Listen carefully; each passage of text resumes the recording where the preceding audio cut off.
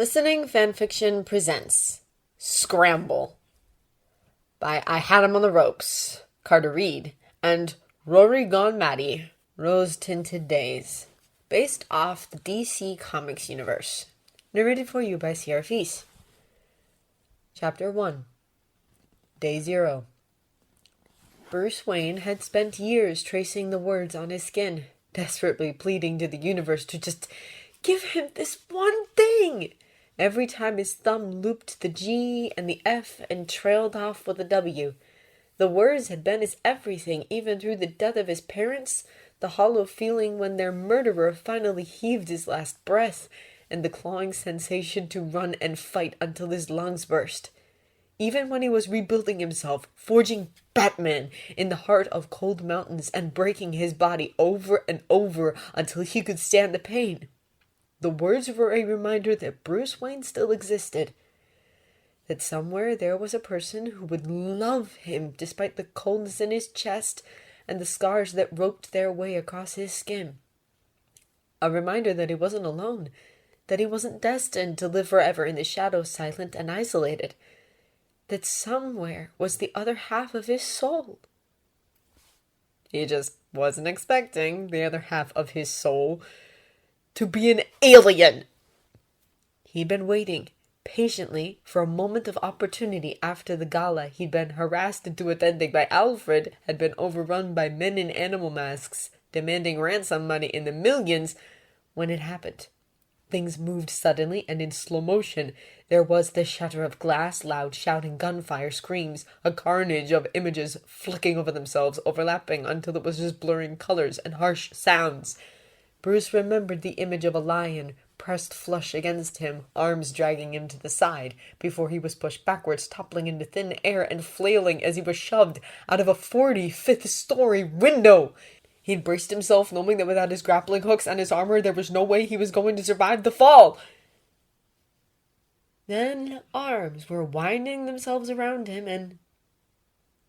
"Don't worry, I've got you. You're safe. Nothing's going to hurt you now." His words. Superman. His other half was Superman. And his brain shut off, and his mouth moved of its own accord. "I know," he had replied, stunned but almost light for the first time in a lifetime. "You've been reminding me that every day for 37 years. The look on Superman's face was comical right up until it wasn't. His eyes widened into saucers before... "No!"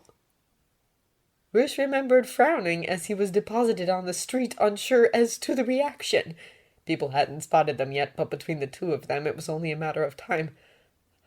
"I'm sorry, Mr. Wayne," Superman said, tone as cold as ice, "but there must be a mistake." Bruce held back a flinch. "Mistake?"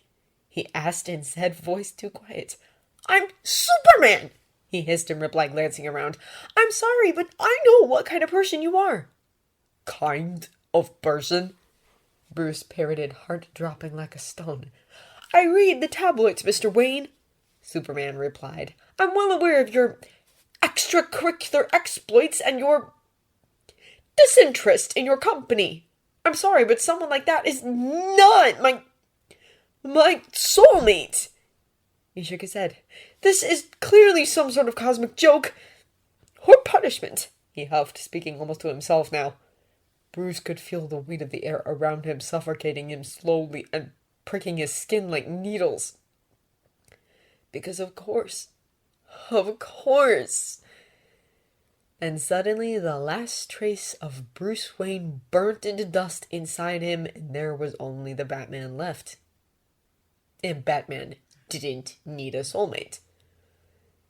"Maybe," he eventually said, voice steady and unyielding, his business tone, his "I'm going to get shit done" tone. "But at least I'm not cruel." And he turned on his heel and strode away.